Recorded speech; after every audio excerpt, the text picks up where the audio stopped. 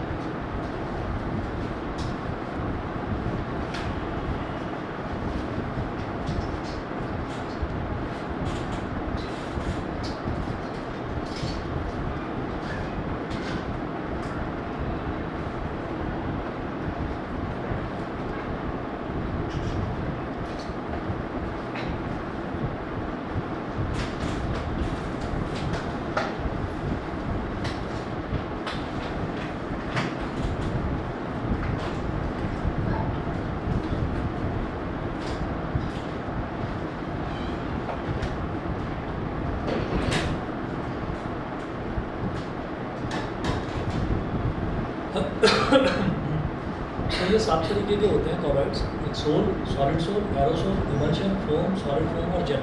ठीक है, अब जो सोल होता है, सोल में क्या कहते हैं, in which sol is a colloid in which tiny solid particles are dispersed in a liquid medium. ठीक है, तो जिसमें सॉलिड पार्टिकल्स को लिक्विड मीडियम में डिस्पर्स कर दिया जाता है, ठीक है, उसको बोलते हैं sol, solid particles are dispersed in a liquid,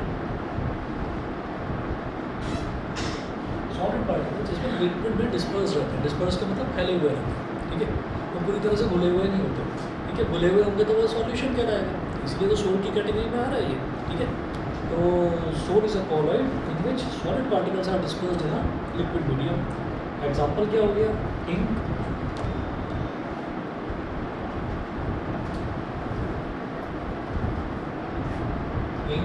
paints etcetera. ठीक है, उसके बाद बात करेंगे सॉलिड सोल की। सॉलिड सोल में क्या होता है, in which solid particles are dispersed in a solid medium.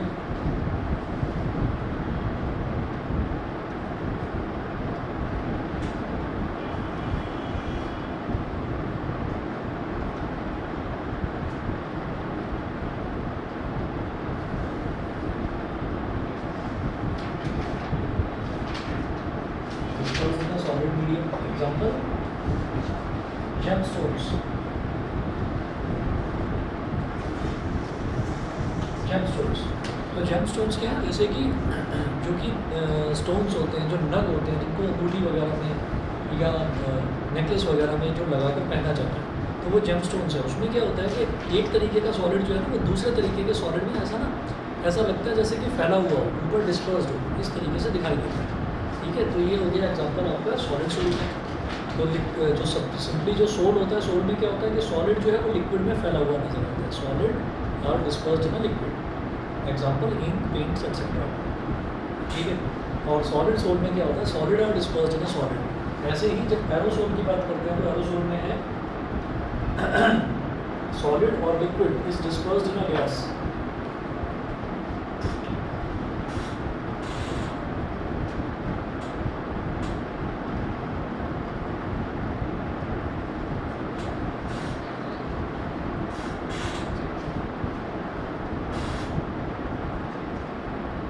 Solid or liquid is dispersed in a gas. Example, smoke,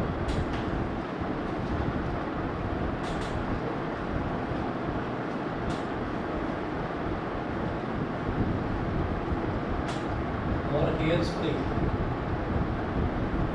तो सॉलिड और liquid is dispersed in a gas. तो जैसे smoke है ना, तो स्मोक में क्या होता है कि छोटे छोटे कार्बन के पार्टिकल्स या जो भी अनबर्न फ्यूल है उसके छोटे छोटे पार्टिकल्स जो हैं वो गैस में मिक्सड होते हैं। ठीक है, तो ये तो एग्जांपल हो गया जिसमें सॉलिड जो है वो किसी गैस में मिक्सड है। और फिर हेयर स्प्रे कुछ लोग वो हेयर स्प्रे करते हैं बालों में, तो वो हेयर स्प्रे में क्या होता है कि उसमें लिक्विड पार्टिकल्स जो है ना वो गैस के अंदर मिक्सड होते हैं। ठीक है, तो ये दो एग्जांपल हो गए आपके, एक solid disperse in a gas का और एक liquid disperse in a gas का। ठीक है, तो ये किस कैटेगरी में आता है? एरोसोल की कैटेगरी में। उसके बाद फोर्थ देखिएगा इमल्शन। इमल्शन में लिखें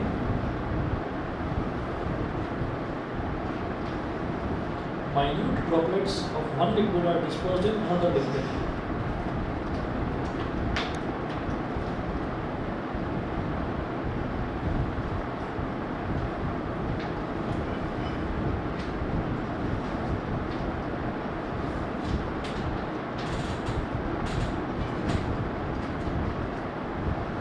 Are dispersed in another liquid.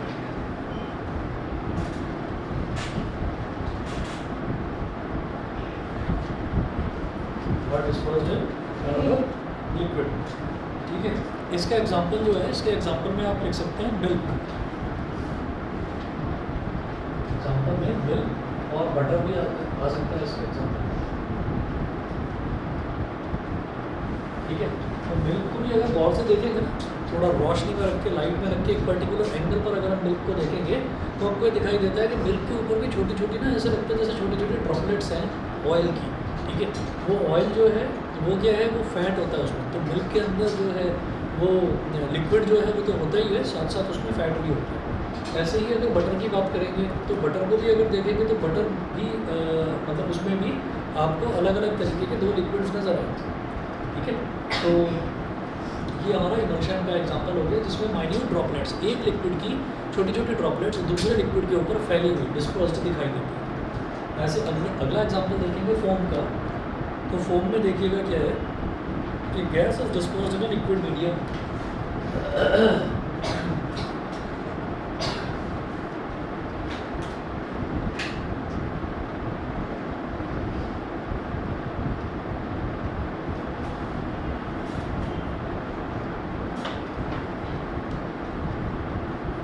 Gas is dispersed in a liquid medium.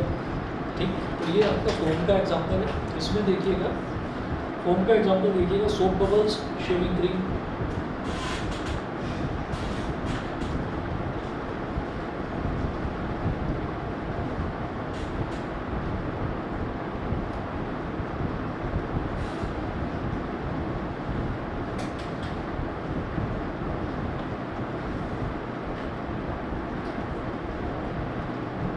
Soap bubbles और शेविंग क्रीम। तो gas is dispersed in a liquid medium. इसमें आप ये देखिएगा कि अगर सोप बबल्स की बात करें तो सोप के जो बबल्स हैं वो कहाँ पर दिखाई देते हैं? वो दिखाई देते हैं जैसे मान लीजिए हमने पानी लिया और पानी के अंदर हमने सोप सॉल्यूशन तैयार करा, तो लिक्विड तो नीचे रहेगा ही रहेगा, जो सोप सॉल्यूशन है वो लिक्विड फॉर्म में रहेगा और उसके ऊपर छोटे छोटे बबल्स बन जाते हैं। तो gas is dispersed in a liquid medium. तो लिक्विड के ऊपर गैस फैली रहती है। तो वो जो बबल्स हैं वो बबल्स क्या हैं? लिक्विड के अंदर गैस भरी हुई है। ठीक है ना, लिक्विड जो होता है बारीक सी लेयर होती है लिक्विड की, वो फूल जाती है, उसके अंदर गैस भर जाती है। तो उसी को क्या बोल देते हैं? उसी को तो हम बबल्स बोलते हैं। ठीक है, अंदर से तो बबल खाली होते हैं। ऐसा थोड़ी होता है कि कोई बबल फूट गया तो उसके अंदर से पानी निकला खूब सारा, तो भरा हुआ नहीं होता उसके अंदर पानी, अंदर से खाली होता है। खाली है इसका मतलब क्या है कि अंदर उसके गैसेज होते हैं। ठीक है, ऐसे ही अगला देखते हैं solid form.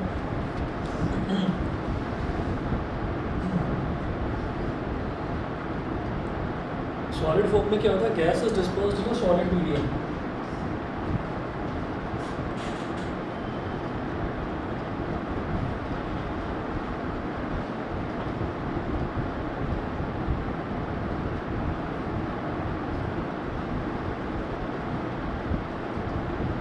Gas is dispersed in a solid medium. Example है इसका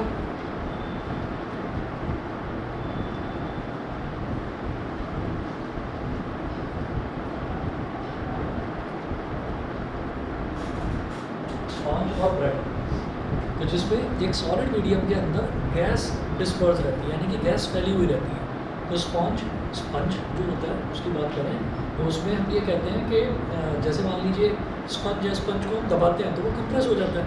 कंप्रेस हो जाता है तो क्या होता है कि उसकी ना सॉलिड की हर एक पतली पतली लेयर्स होती हैं, और उन लेयर्स के बीच में क्या होता है कि लेयर्स के बीच में एयर भरी हुई होती है।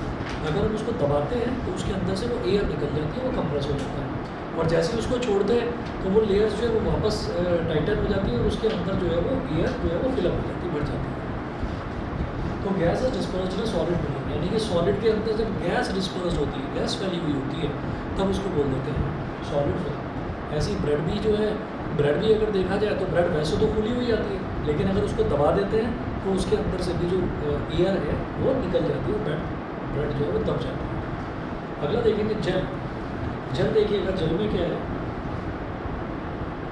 It is a continuous network of solid particles dispersed in liquid.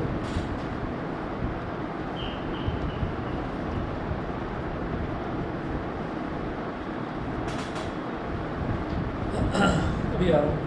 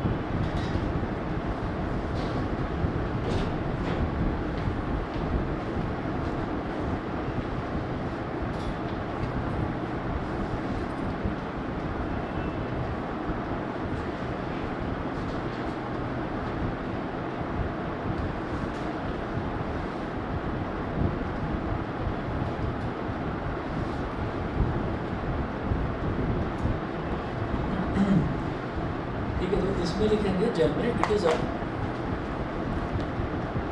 Continuous network of solid particles dispersed in liquid.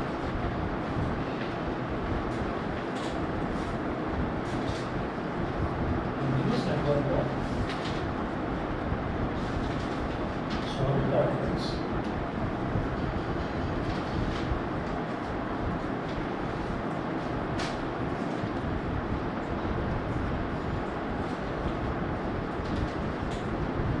It is a continuous network of solid particles dispersed in a liquid. Example क्या है, jellies,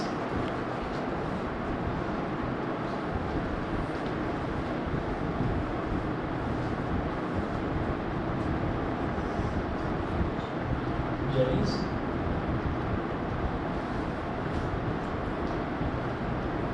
gelatin,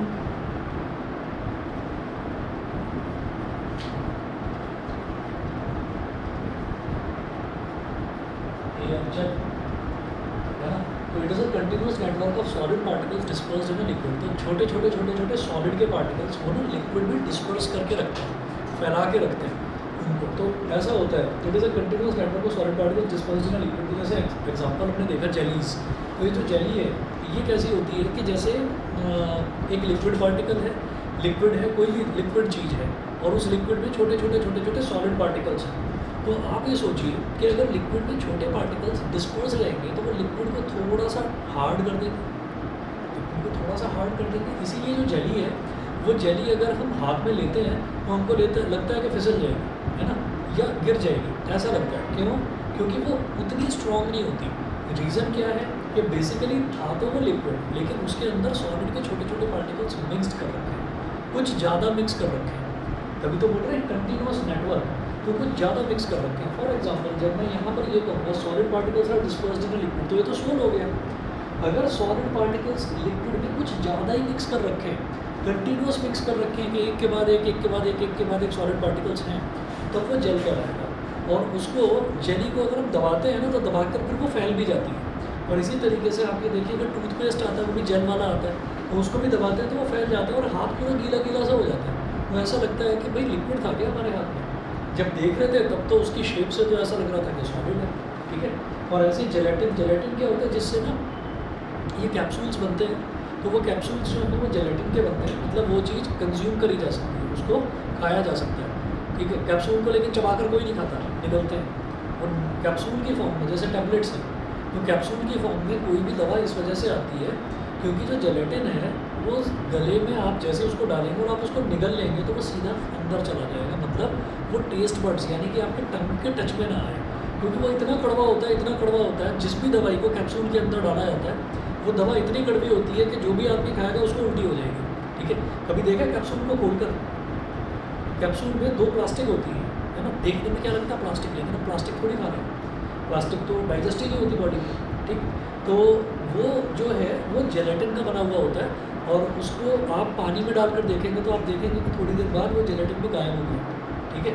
तो वो भी गायब हो जाता है, मतलब आप एज इट इज़ कैप्सूल को डालो तो आपको दिखेगा कि कैप्सूल पूरा गायब हो गया। तो इसका मतलब क्या है कि जब हम उसको बॉडी में इंजेस्ट करते हैं, हम लेते हैं, तो वो पूरा का पूरा घुल जाता है, ऐसा होता है। तो वो जेलेटिन उसी का बना होता है। सेम थिंग क्या है, हेयर जेल। तो हेयर जेल वो लोग लगाते हैं जिनके बाल बहुत पतले होते हैं, ठीक है, बहुत पतले बाल होते हैं, तो वो हेयर जेल लगा लेते हैं बालों में। उससे क्या होता है कि वो जो बाल हैं वो बाल थोड़े से स्ट्रॉन्ग दिखने लगते हैं, होते नहीं है स्ट्रॉन्ग, दिखने लगते हैं। हेयर जेल लगाना मत आप लोग, ख़राब हो जाते हैं बाल, बहुत जल्दी सफ़ेद होने लगते हैं, बहुत लोग लगाते हैं इसको, ख़राब हो जाते हैं उनके, ठीक है। चलिए जी, तो ये 7 टाइप के हो गए जो हैं आपके कॉलर्स। बताइए भाई, क्लियर है रुद्रांश? Yes sir. ठीक है, और बता दो तुम्हारा कोई डाउट हो, ठीक है, कल पूछ लेना, परसों पूछ लेना, कोई भी डाउट दे दो, ठीक है। चलिए जी, तो मैं फिर आगे ना वापस से कंटिन्यू करूँगा ये ग्रेविटेशन।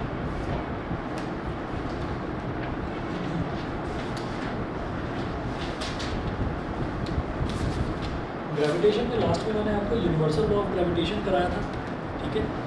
अब आगे बढ़े।